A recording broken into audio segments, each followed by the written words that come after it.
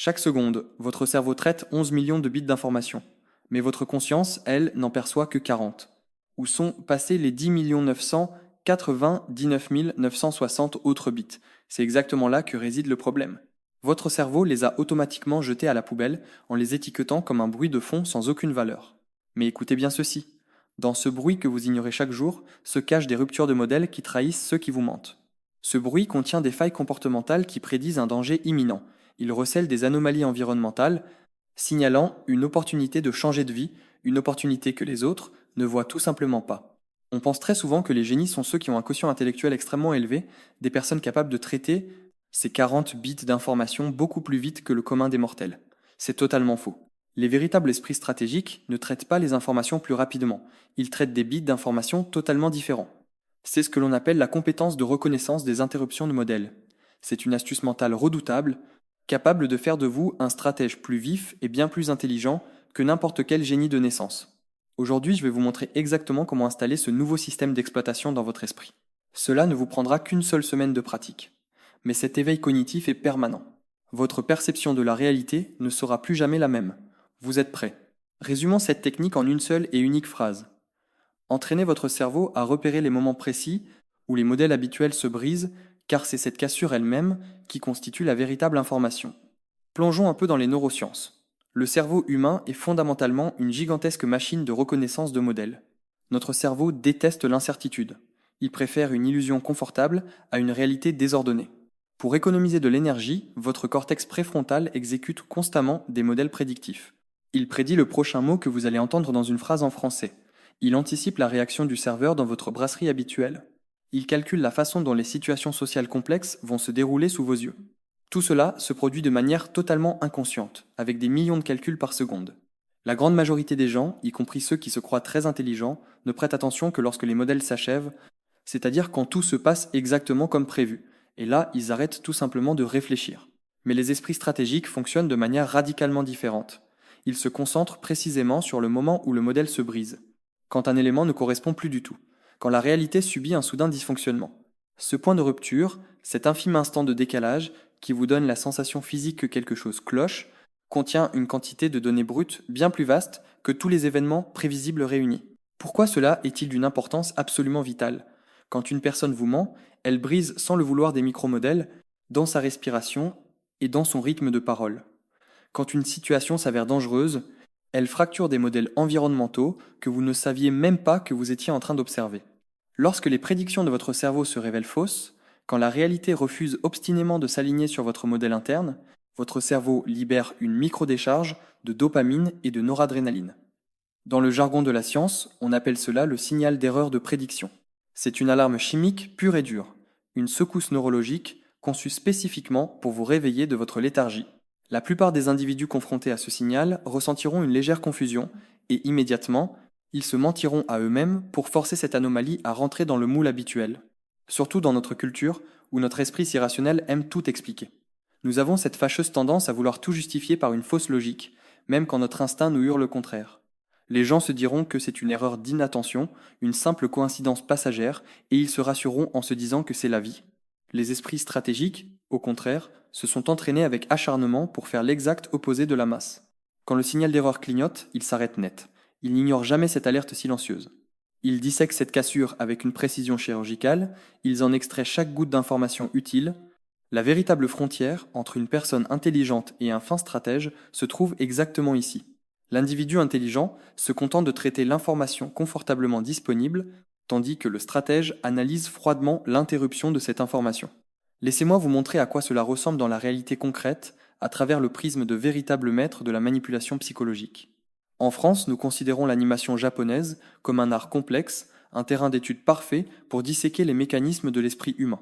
Prenons le cas fascinant du détective L dans l'œuvre Death Note. Dans les premières phases de sa traque, L examine méticuleusement des dizaines de criminels foudroyés par des crises cardiaques.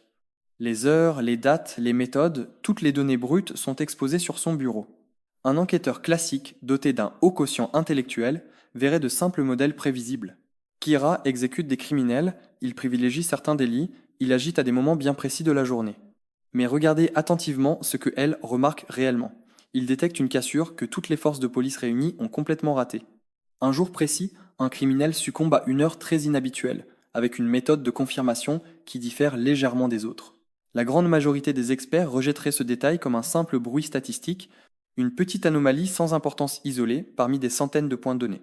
Cependant, elle l'identifie immédiatement comme une interruption de modèle majeur. Il se demande pourquoi la routine s'est brisée à ce moment exact. Il cherche quel facteur externe a poussé l'assassin à dévier de sa trajectoire habituelle. Il remonte à la source même de cette rupture et comprend que Kira réagissait à un événement extérieur. Quelqu'un l'avait provoqué en direct. Cette faille révèle soudainement que Kira possède un ego démesuré, qu'il agit sous le coup de l'émotion et de la provocation, et pas seulement au nom d'une froide idéologie purificatrice. Une seule petite rupture a fourni à elle beaucoup plus de détails cruciaux sur la psychologie de sa cible qu'une centaine de meurtres parfaitement exécutés. Mais la véritable profondeur stratégique va encore plus loin.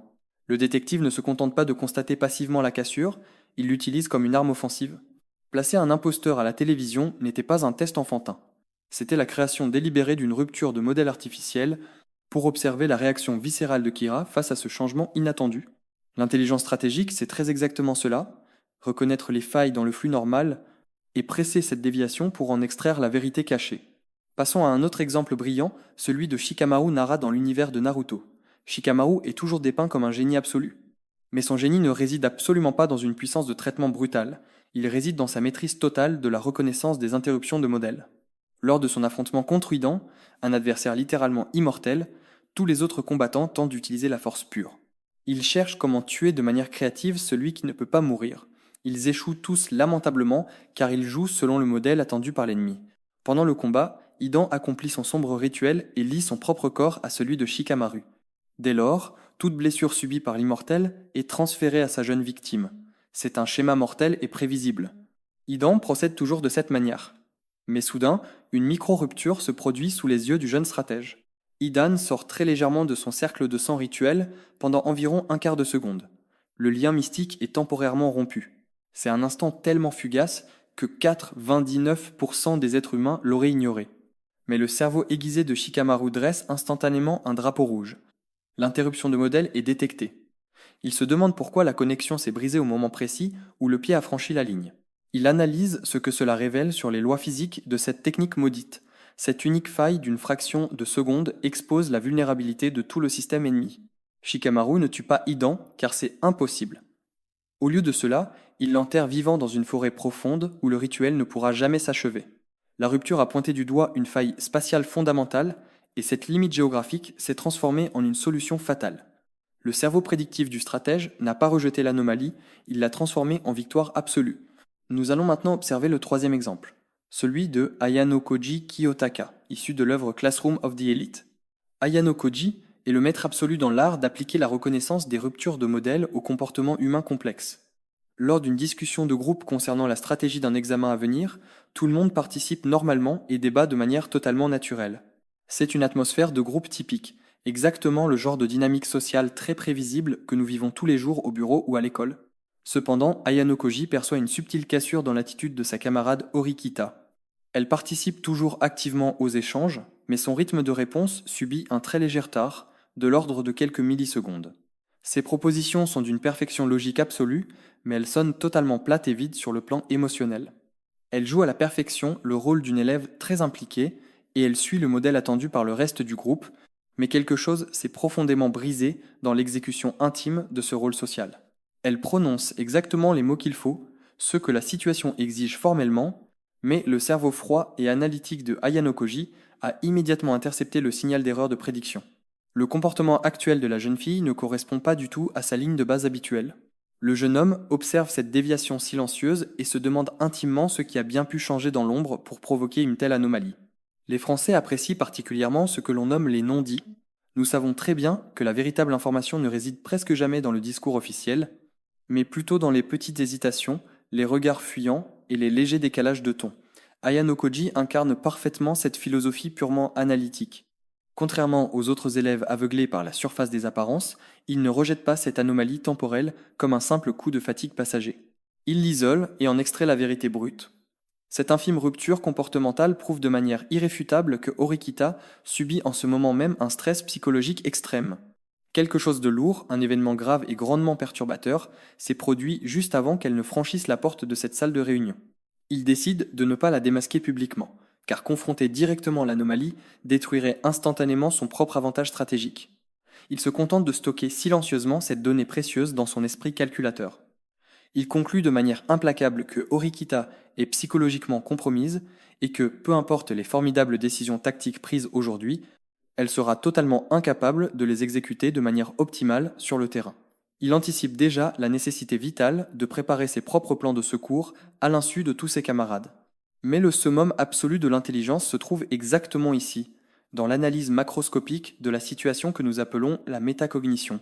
En observant les événements avec un certain recul, Eyano Koji finit par comprendre que c'est le professeur lui-même qui a délibérément orchestré cette subtile perturbation psychologique. L'enseignant a volontairement créé et manipulé des ruptures de modèles dans le comportement de plusieurs élèves simultanément, tout cela dans l'unique but d'observer si un esprit supérieur dans la pièce serait assez perspicace pour s'en apercevoir. La réunion de classe en elle-même constituait la véritable épreuve. La faille n'était pas un simple accident inoffensif, elle était totalement intentionnelle, manipulatrice et froidement calculée. Ayano Koji a brillamment réussi un examen de psychologie appliqué dont absolument personne d'autre ne soupçonnait même la cruelle existence. Réussir à voir le test minutieusement caché à l'intérieur du test apparent, simplement en observant patiemment les petits détails discordants et les silences gênés, c'est très précisément cela, la pensée stratégique redoutable d'un véritable prédateur silencieux. Si les détectives et les jeunes stratèges utilisent cette compétence pour se défendre et résoudre des énigmes complexes, nous allons maintenant franchir une ligne beaucoup plus sombre. Nous allons explorer comment il est possible d'utiliser ces ruptures comme de véritables armes psychologiques. L'animation japonaise excelle dans l'art de dépeindre cette noirceur intellectuelle. Analysons notre quatrième exemple, celui du terrifiant Johann Liber, le grand antagoniste de l'œuvre monumentale intitulée Monsté. Johann est un monstre de psychologie. Il opère presque exclusivement en manipulant les ruptures de modèles dans l'esprit de ses victimes. Dans l'un des arcs narratifs de l'histoire, Johann a besoin de pousser un détective chevronné vers un état d'effondrement mental total. Pour y parvenir, il n'utilise aucune violence physique, et il ne profère absolument aucune menace directe. Au lieu de cela, pendant plusieurs semaines consécutives, Johann va créer silencieusement des ruptures de modèles extrêmement subtiles dans l'environnement quotidien de ce détective.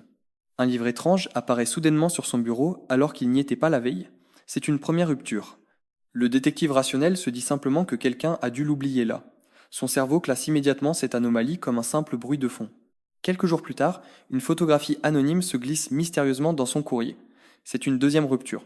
Le détective la rejette à nouveau en pensant à une banale erreur de distribution postale, un autre bruit de fond classé sans suite, puis, un parfait inconnu croisé dans la rue lui lance une remarque désinvolte faisant référence à un détail intime de son enfance. Troisième rupture. Le policier balaye cela d'un revers de main en se persuadant qu'il s'agit d'une pure coïncidence, mais Johann comprend une vérité neurologique d'une froideur absolue. Le cerveau humain tient toujours une comptabilité stricte des ruptures de modèles. Même lorsque votre conscience rationnelle les nie et s'efforce de les balayer sous le tapis, ces légères déviations ne disparaissent jamais vraiment du traitement neuronal. Elles s'accumulent dans les profondeurs de l'inconscient et génèrent insidieusement une angoisse de fond permanente. L'intuition primaire du cerveau sait pertinemment que quelque chose ne tourne pas rond, même si la raison s'obstine à tout refouler. Une fois que le nombre de ces micro-ruptures atteint un seuil critique, le niveau d'anxiété du détective explose. Il bascule dans un état de grande hypervigilance. Il commence à voir des complots et des connexions logiques là où il n'y en a absolument aucune. Son système de reconnaissance de modèles, totalement saturé par ces interruptions accumulées, finit par s'autodétruire. Johann a brisé l'esprit de sa victime uniquement en accumulant des petites failles invisibles. Lorsque vous maîtrisez la façon dont le cerveau humain traite ces anomalies, vous pouvez concevoir des erreurs dans la matrice pour déstabiliser profondément la perception des autres. Mais comprendre cette mécanique infernale est également le seul et unique moyen de vous défendre si quelqu'un essaie un jour de jouer à ce jeu psychologique pervers avec vous. Assez de théories abstraites, il est temps de transformer cette idée en un véritable réflexe neuronal. J'ai 3 étapes pratiques à vous proposer. Première étape, établir une ligne de base sur 24 heures. Dans les prochaines 24 heures, entraînez votre cerveau à observer ses propres prédictions. Avant d'entrer dans votre brasserie parisienne habituelle, prédisez les détails avec une précision clinique. Le serveur dira bonjour, vous commanderez un espresso, le prix sera de 2,50 €, vous attendrez 3 minutes. Le point crucial est de remarquer quand la prédiction échoue. Le prix a changé. Le serveur ne vous salue pas. Ne l'ignorez surtout pas. Arrêtez-vous et extrayez l'information. Et sur un changement de propriétaire, l'effet de l'inflation ou un simple problème personnel du serveur. Chaque rupture est une donnée brute. Deuxième étape, le détecteur de failles dans la communication. La conversation possède toujours un rythme, surtout en France où nous aimons tant débattre.